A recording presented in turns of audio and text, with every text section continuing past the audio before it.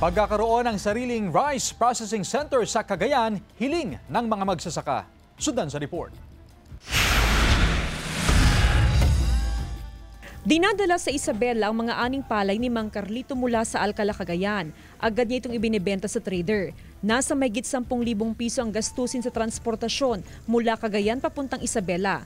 Kung may sariling rice processing center sana ang probinsya, hindi na kailangang ibiyahe sa ibang probinsya mga produkto para maibenta.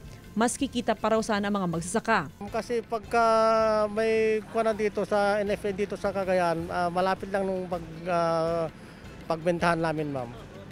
Mas okay, ma'am. Talagang malaking may tutulong yan, ma'am.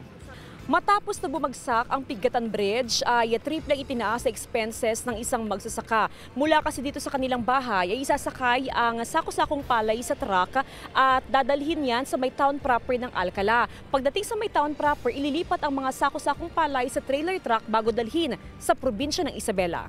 Lumakas pa ang panawagan ng mga magsasaka na magkaroon ng sariling rice processing center sa Cagayan matapos bumagsak ang Pigatan Bridge sa Alcala.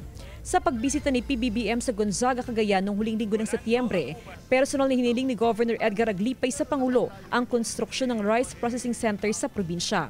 Noong Miyerkules, kinumpirma ni NIA Administrator Eddie Guillen ang itatayong rice processing center sa Cagayan. Nagbigay po siya, ang ating Pangulo, ng 3 rice processing center every year para hindi na dadalhin ang palay doon. Well, ang rice processing, yung kasi ang hiling permanente ni na yun. Para Permanente na yun. makapture naman ng mga farmers natin dito yung whole value chain. Bukod sa rice processing center, ay magtatayo pa ng dam sa probinsya para tumaas ang produksyon ng palay at mais sa Cagayan. Kasama si Ron Alistair Taniedo, Jasmine Gabriel Galban, One North Central Luzon.